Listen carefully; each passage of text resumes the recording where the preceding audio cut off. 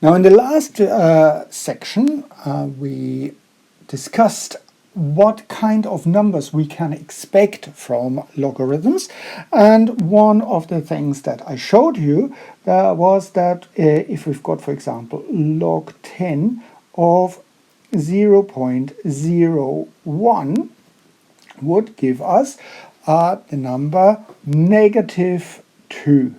And we developed this just simply from our intuition when we looked at the different steps and series, and we said, yeah, that makes sense, and we even verified that with our trusted calculator.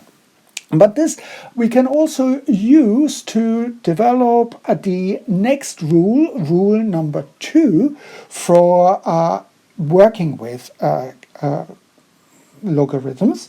So let's write that down.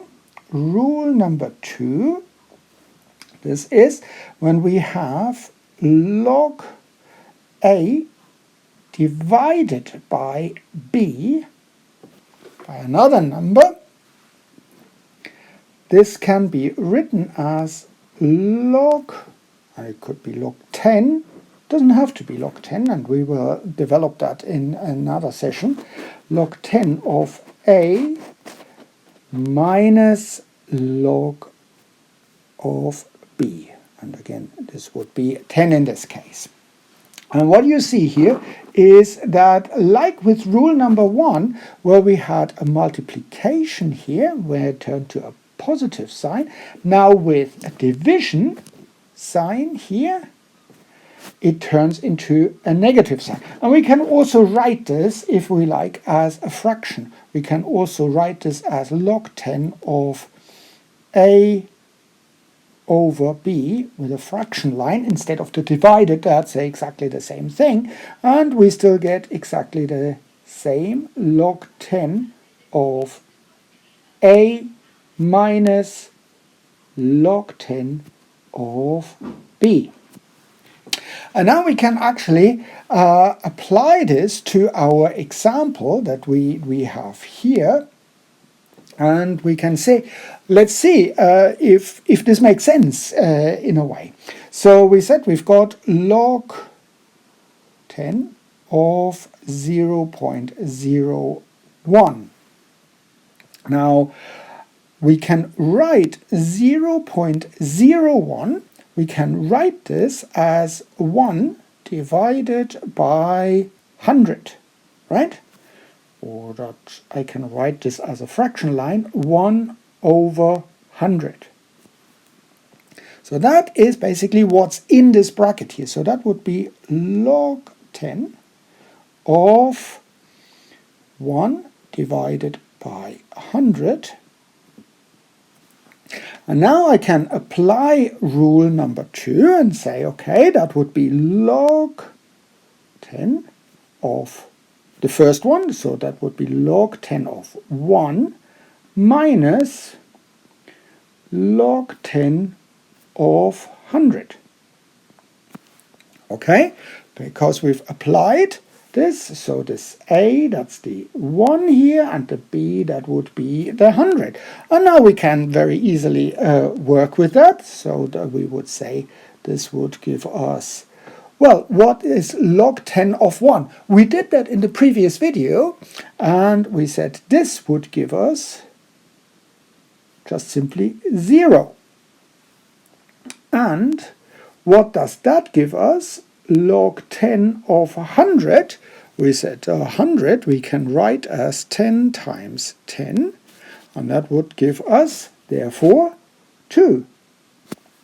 So log 10 of 100, that is 2. And of course we've got the negative sign here. So what does that give us? 0, negative 2, 0 take away 2.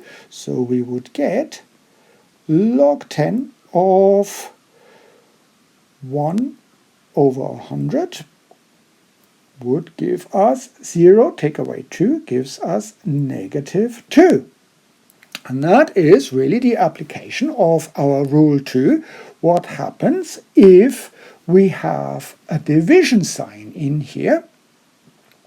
Then if we've got this division sign here, then when we sort of factor in this log, it turns into a negative sign. And that is quite useful when we work with divisions, when we work with fractions, or when we work with numbers that are smaller than 1. But don't forget, the number in here in this bracket still must be a positive number. Now, following on from this rule number 2, we can also do something really cool with it. And that's something that quite a number of people sort of find a little bit weird. But I think this is really cool and almost a little bit of fun with, but maybe that's just me being a little bit nerdy. So that is sort of a rule number, let's call that rule number 3. Let's say we've got a very general, again, log 10, and we write this again with fractions, because it's easier to see. Log 10 of a over b. And what we can do with that is we can, in a way, we can turn that on its head. We can do exactly the opposite. We can write as log 10 of b over a. So what you see is I've exchanged this. So it's log b over a negative. And that's quite important, that here is a negative sign. So if we've got negative log 10 of the value for b over a, then we can write it in this format. So let's look at an example for that, and let's go back to what we used up here, where we used 1 over 100. But that's quite a nice. Actually, no. Let's use, say, log 10 of, say, 1 over 1,000. Right? So that would be 0.001. And we can write this as log 1 over 1,000. And of course, we've learned from rule number 2, we can write this as log 10 of 1 minus log 10 of 1,000. So we also said that this would give us log 10 of 1 is 0 minus log 1,000. We can write this as 10 times 10 times 10. So that would give us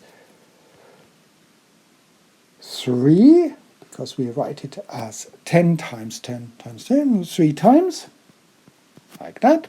And we would get log 10 of 1 over 1,000 gives us negative 3. So that was the application of rule number 2. But we can also, according to rule number 3, write this 1 over 1,000 equals negative sign of log 10, and now we turn it around and put that on the head, would be 1,000 over 1. Yeah, so you see we've exchanged that, and because we've exchanged it, we also put in a negative sign in front of the log. Now let's see what we get from that. So we now have here, we can write this as negative. What have we got? We've got, and I put a big bracket here to make sure that we keep track of everything, log 10 of 1,000 minus log 10 of 1. And keep that bracket closed so that we don't lose anything. And now we just simply look at what we've got. So log 10 of 1,000. We've done that before. That's very easy. That's 3. We put that still in the bracket. Negative. And log 10 of 1. We had that before. That's 0. So we have still our negative sign. So 3 negative 1. 3 take away 0. Beg your pardon. That gives us 3. And therefore what we get is log 10 of 1 over 1,000 equals negative 3. Don't really need to write these brackets now. Make it a little bit nicer, so it gives us negative 3. So I can actually write this as log 10 or 1 over 1,000 equals negative log 10 of 1,000 over 1, by just simply turning it around.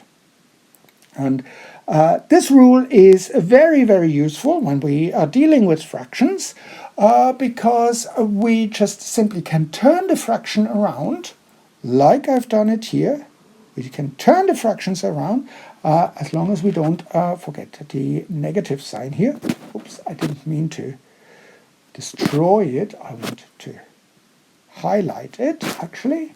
So here is, as long as we've got that here, we can write this fraction with the numerator and denominator changed and a negative sign. So that is quite a useful thing, especially when we do some more complex calculations and where we deal with more interesting things. So I hope this makes sense, and thank you very much for watching.